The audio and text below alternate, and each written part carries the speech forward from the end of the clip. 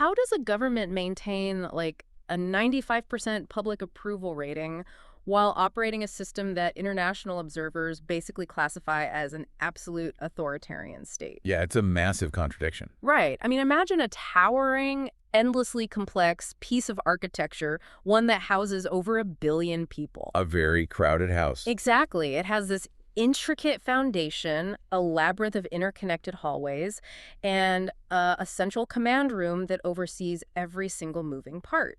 Today, we are looking directly at the blueprints of that exact structure. A whole thing. Welcome to our deep dive. I am thrilled you're here with us today, listener, because we are embarking on this massive, highly detailed journey into the politics of the People's Republic of China. It's a huge topic. It really is. And to help us map this out, you've actually pulled up this incredible digital backdrop behind you in the studio today. I brought visual aids. It's amazing. The whole room is bathed in this vibrant, iconic red, and the screen is just filled with these dynamic, colorful, shifting organizational charts. It's a living encyclopedia, really. It literally looks like a living encyclopedia of global power. The layout is so clear and creative. Well, the sheer volume of information requires a visual approach. We're dealing with an encyclopedic amount of data, and these colorful charts, they really help us track how power flows from the very top down to the local levels. Yeah, it's visually stunning and perfectly connected to the concepts we're tackling. Our mission today is to provide you, the listener, with an engaging, comprehensive overview of this massive system. Using our incredibly detailed Wikipedia source text. Right. The goal is to shortcut you to being well-informed without feeling totally overwhelmed by the sheer scale of the mechanics at play. We want to help you read these blueprints. But before we begin, it is vital to state that our source material contains politically charged content, reflecting both left-wing and right-wing perspectives. Yes, very important. We want to make it absolutely clear to you, the listener, that we take no sides. We are not endorsing any of the viewpoints, policies, or criticisms contained in the content. Our sole mission is to impartially report and unpack the ideas exactly as they are presented in the original source material. Okay, let's unpack this. We have to start at the absolute bedrock of this architectural blueprint, right? Like, what exactly is the Chinese political system? The million-dollar question. Because if you just read the foundational documents, the terminology can seem completely contradictory. Oh, absolutely. But according to its own constitution, I think it's specifically Article 1 China is described as a people's democratic dictatorship. Which sounds completely wild to Western ears. Right. To someone raised in a Western political framework, those three words, people, democratic, and dictatorship, they do not sit next to each other in a sentence. No, they don't. I mean, they basically cancel each other out. They certainly seem to. And that is why understanding the underlying philosophy is so crucial here. The Chinese Communist Party, or CCP, they use terms like socialist consultative democracy and whole process people's democracy. Whole process people's democracy, okay. Yeah. And from the CCP's theoretical viewpoint, as outlined in state ideological journals like Kishi, this isn't contradiction at all. How so? Well, we have to look at the Marxist-Leninist roots. In that framework, every state is technically a dictatorship of one class over another. Oh, interesting. Right, so Western democracies are viewed by them as dictatorships of the bourgeoisie, where the wealthy ultimately dictate terms. Rule everything. Basically. So the Chinese system is designed as a dictatorship of the working people over the enemies of socialism. Okay, so the dictatorship part is the state's absolute power to crush perceived enemies of the system. Correct. But where does the democratic part come in? Because, I mean, there are no national elections where citizens go to a ballot box and pick a new president. Right, so the democracy, in their terminology, is not procedural. It's consultative. Consulted, like asking for opinions. Sort of. In a consultative democracy, the goal isn't to hold a vote where 51% defeats 49%. Instead, it involves this widespread, continuous consultation with the public through party-controlled organizations. Like local groups? Yeah, local congresses, social groups. The system is supposed to listen to the masses, synthesize their needs, and then basically mathematically engineer policies to address those needs. But wait, when you look at how the outside world measures this, the picture changes entirely. Oh, completely. Like international metrics, like the 2023 V-Dem democracy indices, They look at China and rank it as the second least electoral democratic country in Asia. Right. They define the system simply as authoritarian. There are no freely elected national leaders. Political opposition is structurally suppressed. Civil rights are curtailed.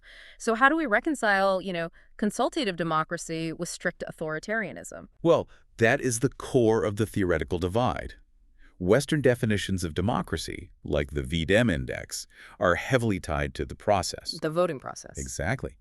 Multiple independent parties competing in free and fair elections, accompanied by a clear separation of powers: executive, legislative, judicial. The classic checks and balances. Right. But the Chinese system fundamentally rejects the idea of a separation of powers. Really? They just toss it out. Totally. They operate on the constitutional principle of unified state power. The idea that different branches of government should check and balance each other is viewed as inefficient and, frankly, chaotic. Right. Looking at this organizational chart floating behind you, it shows the National People's Congress, the NPC, sitting at the very top of the state structure. The supreme organ of state power, officially. So technically, under the Constitution, the NPC holds unified power over everything. On paper, yes. But wait a minute. If the NPC technically has unlimited state power, but the Communist Party holds a guaranteed 2/3 of the seats in the LPC, Yes. isn't the state basically just a vehicle driven by the party? It seems like a rubber stamp. That's a great way to put it. What's fascinating here is how seamlessly the legal structure guarantees the political outcome. So the vehicle analogy works. It's perfect. By legally and structurally controlling the NTC, the CCP exercises complete state power by default. The Constitution itself, right in Article 1, legally mandates the leading role of the party. Oh, it's actually in the law. Yes. There's no separation between the driver and the vehicle. The vehicle was explicitly engineered for this specific driver. Which means to truly understand how this vehicle moves, we have to, pop the hood and look closely at the engine itself. The Chinese Communist Party. Right. And looking at the sheer scale of the data here, the CCP isn't just a political party in the way someone in the UK or the US might think of one. Not at all. It has over 90 million members. That's larger than the entire population of Germany. It's everywhere. Yeah, as the scholar Rush Doshi notes in the text, the party sits above the state. It runs parallel to the state, and it is entirely enmeshed in every level of the state. It's not just politicians in suits. No, it's not just a group of politicians who win an election and staff a few key offices. It's the permanent, structural, cellular backbone of the entire country. So how does a 90 million member organization actually make a decision? Because looking at the charts, it's incredibly systematic. Highly structured. On paper, power flows from the bottom up. Every 5 years, there's a National Party Congress. Okay. Thousands of delegates gather to elect the Central Committee, which is a few hundred people. Filtering it down. Exactly.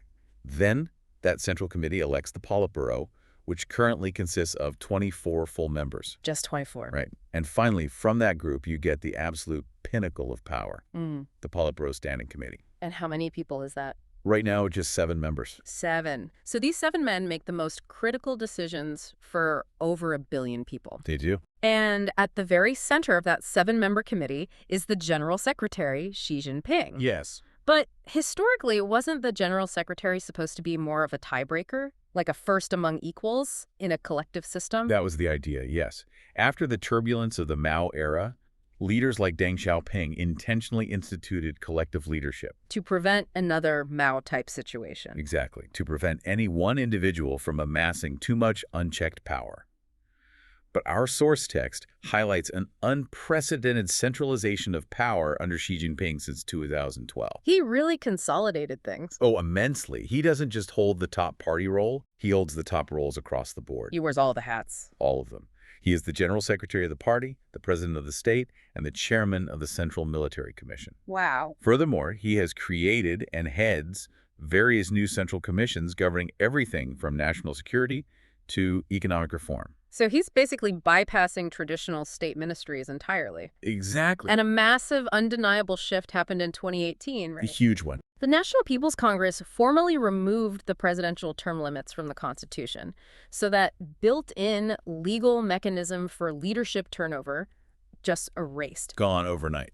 But what I find really intriguing in this history is the internal competition. Before Xi, Chinese politics seemed heavily defined by fierce competition between different factions within the CCP. Yeah, for decades, under leaders like Jiang Zemin and Hu Jintao, there was this delicate balancing act. You had the Tuanpai, which was the Communist Youth League faction. Okay, the youth. Right, they were generally associated with Hu Jintao, and they tended to focus on social cohesion, lifting up poorer inland provinces. Oh, populist, maybe. A bit, yes. Yeah. And on the other side, you had the Shanghai clique, officials who rose to power alongside Jiang Zemin. And what did they want? They were heavily focused on rapid economic growth, coastal development, and the financial sector. So even though there were no opposition parties, there was a form of internal checks and balances. Like, they had to negotiate with each other. Precisely. It fostered a certain level of internal debate and compromise. But what happened to them? Well, those old factions are now widely considered extinct. Extinct? Wow. Yeah. At the 20th CCP National Congress, Xi's allies completely dominate as the new Politburo and the Standing Committee. Just a clean sweep. You look at the current Standing Committee leaders like Li Chang, Cao Leiji, Wang Huning, and the consensus is that this is a completely unified front under Xi. It sounds like a massive corporate board where one executive faction just aggressively bought out all the others, and now every single department reports directly to the CEO. That's exactly what it looks like structurally. But doesn't that remove the internal guardrails? Like, if there are no rival vice presidents left to say, hey, maybe this policy is a bad idea, isn't the system prone to massive blind spots? That is the crucial question political scientists are asking right now. When internal competition is replaced by unified allegiance to one core leader, decision-making becomes incredibly fast. Super streamlined. Right. You can execute massive national projects without internal bickering.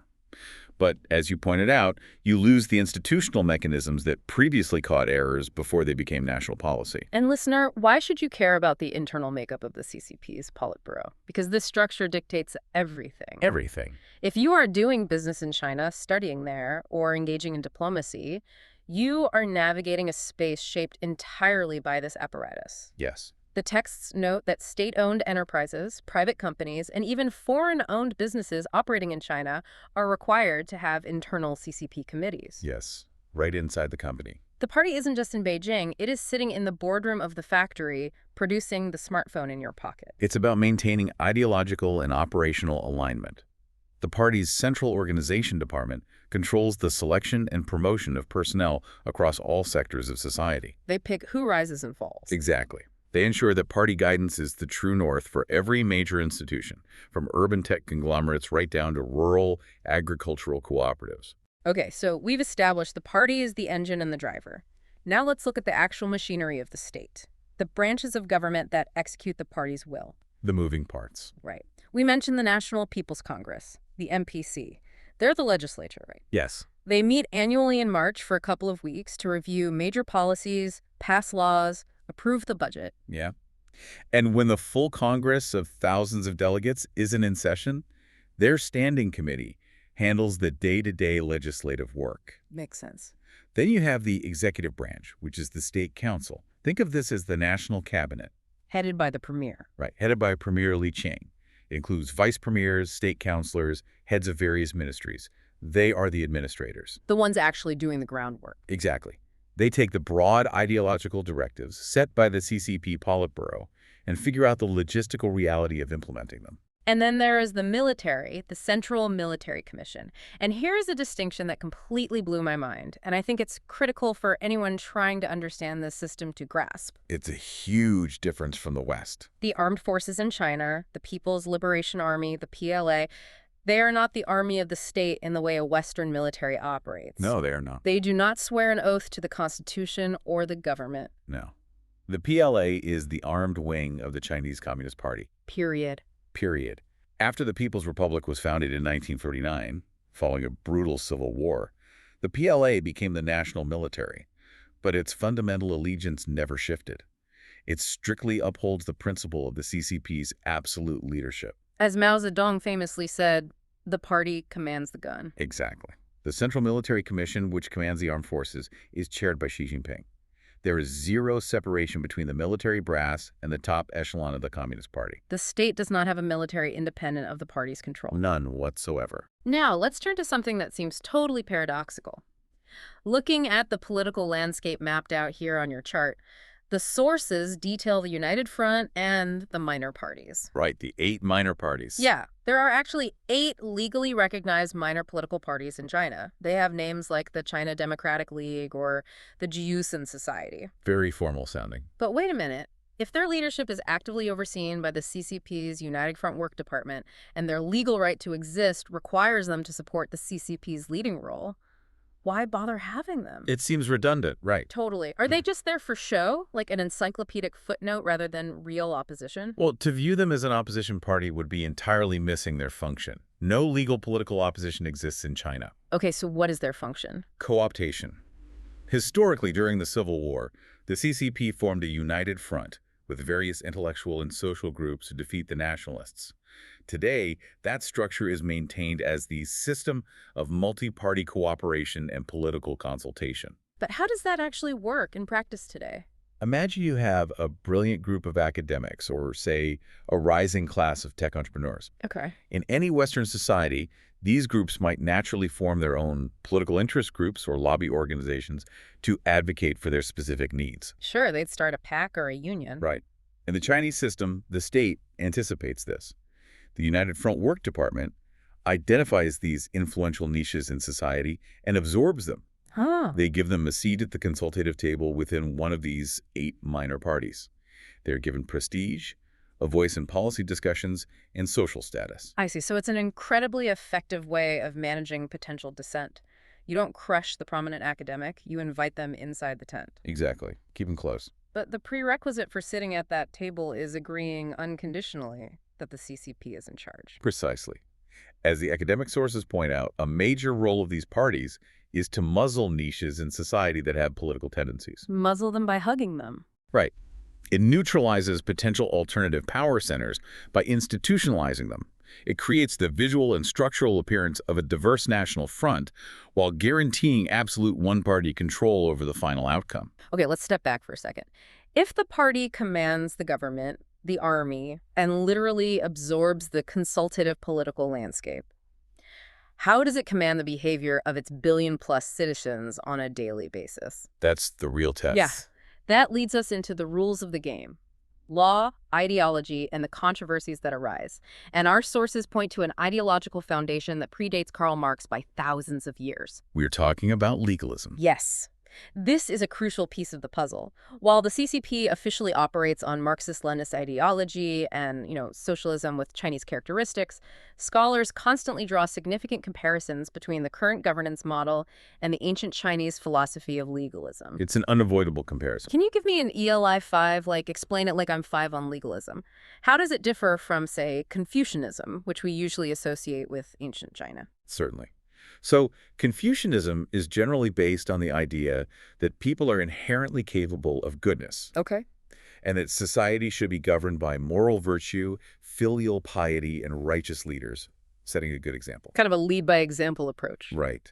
Legalism, which was famously championed by figures like Lord Shang and Han Feizi during the Warring States period, takes a much, much darker view of human nature. How so? It assumes people are inherently selfish, and they will only behave if there are strict laws, harsh, unavoidable punishments, and a massive, merit-based bureaucratic system to enforce order. Wow, okay. Very strict. It is a philosophy of statecraft that believes a strong, wealthy, and unified state requires absolute, unquestioning obedience to the ruler's laws. So this isn't just an imported Soviet model we're looking at. This is a 21st century application of a deeply rooted ancient Chinese philosophy of ultimate central control. Yes, heavily adapted, but the roots are there. And it was heavily influenced by the century of humiliation, right? The idea that when China was weak and fragmented, foreign powers literally tore it apart, so absolute unity is the only way to survive. Yes, that historical trauma is deeply embedded in the state's DNA. And you see this strictness in how the state defines who even belongs to it. Like citizenship. Right. Look at the nationality law. The sources explain that obtaining Chinese nationality as a foreigner is incredibly difficult. But more importantly, if a Chinese citizen acquires a foreign nationality, they automatically and instantly lose their Chinese nationality. There is no dual citizenship. Done. The state demands singular, unified allegiance. You cannot serve two masters. Which brings us to how the state handles internal populations that possess distinct, deeply rooted cultural or religious identities. Right. The sources provide a detailed account of the situation in Xinjiang regarding the Uyghur population. Yes, and here we are going to look strictly at what the texts report from both perspectives. The sources document that there has been widespread public reporting, which heavily escalated around 2020, detailing a pattern of severe human rights violations by the Chinese government against the Uyghurs and other Turkic Muslims. Yes. The abuses reported by international observers include forced labor, arbitrary detainment in massive facilities, often called internment camps, forced political indoctrination, the systemic destruction of cultural and religious heritage, and allegations of forced sterilizations. That's what the international reports say. Right. The sources state that critics, human rights experts, international NGOs, and governments like the United States have labeled these actions as an aggressive sinicization of Xinjiang, referring to it as an ethnocide, a cultural genocide, or outright genocide. Yes. On the other side of this, the sources explicitly note that the Chinese government strictly and categorically denies that it is committing any human rights violations whatsoever in Xinjiang, framing their actions as necessary counterterrorism and vocational training measures. That is the complete and objective picture provided by the text regarding the allegations and the official denials. Here's where it gets really interesting from an analytical standpoint, though. How does the strict ancient philosophy of legalism map onto modern controversies like Xinjiang? Well, if we look at this purely through the lens of the system's own internal logic, the legalist roots, combined with the CCP's constitutional mandate for unified state power, a state built on the premise of ultimate centralized authority, views any alternative loyalties as a severe existential risk. Anything that competes with the center. Exactly. Whether those loyalties are to a different political ideology, an independent civil society organization, or a distinct religious and cultural identity. The system's architecture is fundamentally designed to enforce harmony and alignment with the center. It demands uniformity. Right. In a framework where unified power is the supreme principle, pluralism is not viewed as a strength to be cultivated. Like it might be in a Western democracy. Exactly. In this system, pluralism is viewed as a fiction, a vulnerability that must be managed, assimilated, or eliminated to preserve the stability of the whole. It is about maintaining the structural integrity of that massive architecture we talked about. No cracks in the foundation are permitted because cracks lead to collapse. Precisely. Which leads us perfectly into our next section, the people's voice. If the law is designed to prevent alternative power centers, how does the system handle people naturally gathering together? Like, does China even have a civil society? It is a fiercely debated topic among political scientists. I bet. When Western academics talk about civil society, they are usually relying on theories from the German philosopher Jürgen Habermas. Okay, Habermas, what's his deal? In his theory, the public sphere and civil society are driven by an independent bourgeoisie merchants, bankers, independent business owners. People with their own money. Right. People who create spaces entirely independent of the state to discuss societal issues. Like Rotary clubs, independent labor unions, or, local business coalitions. Exactly. But scholars argue this Western narrowly fixed definition doesn't neatly apply to the Chinese context because the state and the economy and the state and society are so deeply intertwined. You can't separate them. Not really. Yet the sources note there are over 700,000 registered non-governmental organizations, or NGOs, in China today. 700,000, that's a lot. It is. They work on poverty alleviation, education, local environmental issues. But they operate under a very specific set of rules, right? Extremely tight restrictions. Yeah. The government uses a two-tiered management system for NGOs. Before an organization can even legally register to exist, it must find a government agency willing to act as its official sponsor. Wait, so if I want to start a charity to clean up a local river, I have to get the local government ministry to sponsor me? Yes. That means the government is monitoring the day-to-day operations from the inside from day one. Yes. This is why academics refer to many of these groups as GONGOs. Gongo. Government-organized, non-governmental organizations. That's quite an oxymoron. It is. And in 2017, the state passed the Foreign NGO Law, which created massive registration barriers for overseas groups operating in China. So international charities basically got blocked. Essentially requiring them to have a Chinese partner organization sign off on everything they do. It is all about maintaining the state's gaze on organized groups. And nowhere is that gaze more obvious or more technologically advanced than on the internet. The Great Firewall. Right. We've all heard of the Great Firewall and internet censorship in China. But the sources highlight a fascinating 2013 study by Harvard University, specifically by Gary King and his colleagues. That completely reframed how I think about Chinese censorship. That's a brilliant study. It really is. The study found that the censorship algorithms and the thousands of human censors, they aren't just mindlessly deleting every single criticism of the state. Far from it. The intent is highly strategic. The Harvard study reveals that the primary purpose of the censorship apparatus is not to silence all negative comments about the government. In fact, the state allows a surprising amount of individual complaining, vitriol, and venting online. Really? Ha. I assumed it was zero tolerance? No, what the censorship is specifically designed and calibrated to do is to prevent and reduce the probability of collective action. Let me make sure I understand the mechanism here. If I go on Chinese social media like Weibo and say, the mayor of my town is incredibly corrupt and the local factory is dumping chemicals in the river, does that get deleted? Often, no. As long as you're acting as an isolated individual venting a grievance, the central government is remarkably tolerant of that. That's wild. In fact, it's a useful data gathering tool. Oh, like a feedback loop. Exactly.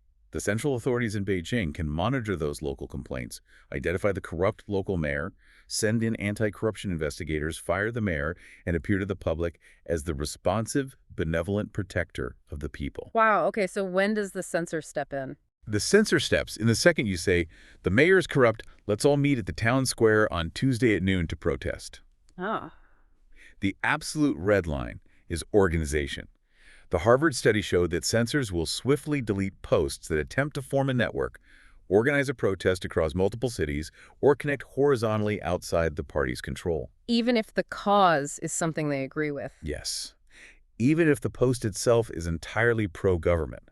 If you try to organize a massive pro-CCP rally without official permission, it will be censored just as quickly as an anti-government rally. That is brilliant and terrifying. So the Great Firewall isn't a gag order, it's crowd control. Precisely. Think about how you use social media, listener. If your street has a pothole or your local school is underfunded, you might organize a Facebook group to plan a protest at City Hall. It's standard practice here. Right, but in the Chinese system, the technology is heavily monitored precisely to neutralize that organizational capability. The state must be the only entity capable of organizing the masses. And yet, despite this intense control over collective action, protests do happen. They do. Yeah, the sources note that tens of thousands of what the state calls mass incidents occur every year. But these are usually highly localized, right? Because Yeah. of that censorship mechanism we just talked about. Yes, they are almost entirely focused on specific local grievances, like construction workers protesting unpaid wages by a specific contractor, Okay. or farmers protesting inadequate compensation for land seized by a local municipality, or in me why not in my backyard activism against a new chemical plant. Very specific, non-ideological stuff. Right. National-level protests like the 1989 Tiananmen Square protests or the late 2022 protests against the zero-COVID lockdown measures are incredibly rare because the system is meticulously designed to stop local sparks from traveling along the dry brush and connecting into a national fire. It's also really interesting to see the ideological groupings that exist among the people, even without formal opposition parties. Like when you look at the political landscape, it isn't a monolith. Not all. The sources list several currents. You have the old left, who apparently support a return to pre-1978 Maoist socialism and highly centralized planning. Right, the traditionalists. Then you have the new left, who are highly critical of market economics and neoliberalism, advocating for a stronger, more equitable welfare state. Very focused on inequality. And then there are the liberals, who range from wanting reformist socialism to pushing for outright free market reforms and democratization. Yeah. And finally, the conservatives, who focus heavily on a Confucian revival, cultural nationalism, and the continuity of Chinese civilization against Western modernity. What is crucial to note here, according to academic Chen Yangsong in our sources, is that these groupings do not neatly map onto a Western left-wing versus right-wing dichotomy. It's not just Democrats and Republicans. No, nor do they represent a simple pro-CCP versus anti-CCP binary. They are complex intellectual currents flowing beneath the surface of the unified party state. And the state responds to them. Oh, yes. The CCP often dynamically adopts policies from these different currents to maintain balance and legitimacy. Which brings us to perhaps the most paradoxical and maybe the most important part of this entire blueprint: public opinion. The numbers are fascinating here. How does the public actually feel about living inside this massive, highly controlled system? If you look at the citizen surveys presented in the sources, the numbers are just staggering. Unbelievable, almost. According to the World Values Survey covering 2017 to 2020, 95% of Chinese respondents expressed significant confidence in their national government. 95%. Another study by Tony Saich at Harvard found 95.9% were satisfied with the central government. Even a longer-term Harvard survey found that citizen satisfaction with the government had steadily increased since 2003. Those numbers are undeniably high, and the broad academic consensus attributes this massive support to a very tangible, undeniable reality. The economy. The incredible rise in living standards and material comforts that the Chinese populace has experienced since Deng Xiaoping's reform and opening up period began in the late 1970s. It's historic. We're talking about hundreds of millions of people being lifted out of extreme poverty into a modern, technologically advanced middle class within a single generation. That buys a lot of goodwill. It does. Furthermore, the Harvard study notes that trust in the government increased significantly following Xi Jinping's massive anti-corruption campaign. Oh, taking down the corrupt mayors. Exactly. Yeah. It punished thousands of officials, often those very local officials citizens were complaining about online, and that resonated incredibly well with the public. I have to push back on that 95% number, though. Sure. In a surveillance state where criticizing the government online can get your social media banned, or worse, get you a visit from the police, who in their right mind tells a pollster the truth. Isn't that 95% just a measure of fear? You are hitting on the exact methodological challenge of polling in an authoritarian system, and researchers are very aware of this. I'd hope so. A 2020 study by researchers affiliated with the Hoover Institution tackled this exact problem. They used experimental polling techniques like list experiments to guarantee the respondents' absolute anonymity and protect their identity. And what did they find? When surveyed completely anonymously, support for the CCP drops to between 50 and 70%. Okay, that makes a lot more sense. But still, even with that caveat, 50 to 70% is still a solid, legitimate majority. It is. The system genuinely works for a lot of people, and this leads to a 2021 study by Princeton University academic Rory Truex that I found absolutely mind-blowing. The personality study. Yes, he didn't just ask if people supported the government, he looked at the personality traits of the people who support the CCP versus those who are discontented with it. The Truex study provides a fascinating psychological overlay to the political system. What did he find? He found that Chinese citizens who are discontented with the CCP or who harbor dissident views typically display socially marginalized personality traits. Meaning what? They score higher in introversion, fearfulness, anxiety. They show high neuroticism and lower self-esteem. Interesting. Conversely, those who actively support the CCP, and especially those who become CCP members themselves, exhibit traits associated with personal and professional success. Like type A personality. Very much so. They are highly extroverted, conscientious, agreeable, highly organized, and confident. So what does this all mean? If the system structurally rewards you for agreeing with it, doesn't it naturally push dissenters to the fringes of society? It does more than that. It completely co-opts the concept of success. Co-op success. Yes. Right. The system doesn't just crush opposition through force or censorship. It assimilates ambition. If you are highly organized, extroverted, driven, and want to achieve professional success in China, whether you want to be a tech CEO, a top academic, or a government minister, joining the CCP and supporting the system is your most logical, frictionless path to upward mobility. The system basically aligns political conformity with personal and economic self-actualization.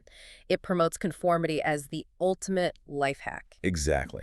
And by doing so, it relegates those who naturally question authority or push back against the system to the margins of society. The introverts. Right.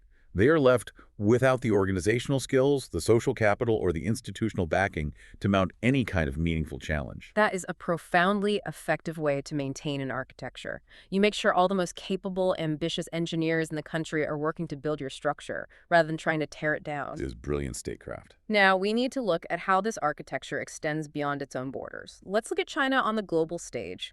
The Foreign Relations Blueprint. The global map. Looking at the data mapping on your chart here, the lines of influence radiate from Beijing to almost every country on Earth. Yes.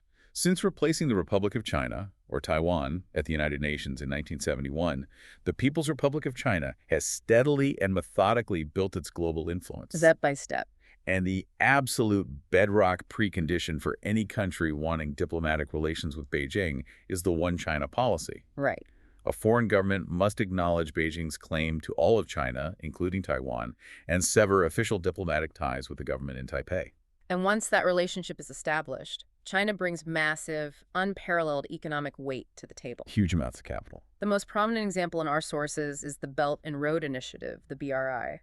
Launched in 2013 by Xi Jinping, this is a mind-bogglingly large global infrastructure project. It's unprecedented in scale. The goal is to expand maritime routes and land infrastructure networks connecting China with Asia, Africa, and Europe. It is effectively a modern-day Silk Road, but backed by the immense financial power of state-run institutions like the Exim Bank of China and the Asian Infrastructure Investment Bank. What kind of projects are we talking about? We are talking about building new deepwater ports in the Indian and Pacific Oceans, massive land transportation corridors, high-speed rail, and digital infrastructure like 5G networks. How does the mechanism of that actually work? Like, if I'm a developing nation, why do I sign up for the BRI? Because China offers infrastructure financing that Western institutions often won't. Really? Yeah.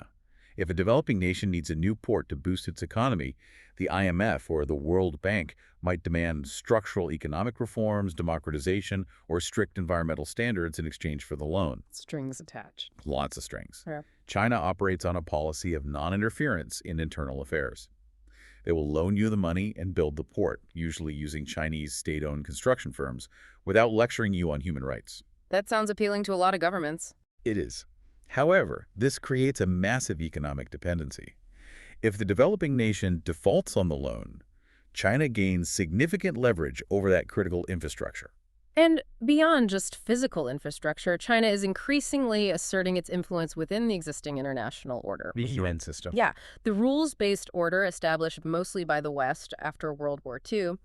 The sources reference a memo from the U.S.-China Economic and Security Review Commission noting that Chinese nationals are increasingly holding top leadership positions in major UN agencies. This is a noticeable shift. We are talking about the International Telecommunication Union, the International Civil Aviation Organization, and the Food and Agriculture Organization. Why does that matter? Mm. Because those agencies set the global rules and standards for the future. The invisible architecture. Exactly. If you control the International Telecommunication Union, you have a massive say in how global 5G and internet standards are regulated. It is a long-term strategy to shape the global environment to be favorable to China's interests and its model of governance. It seems like China is using the exact same strategy globally that it uses domestically. What do you mean?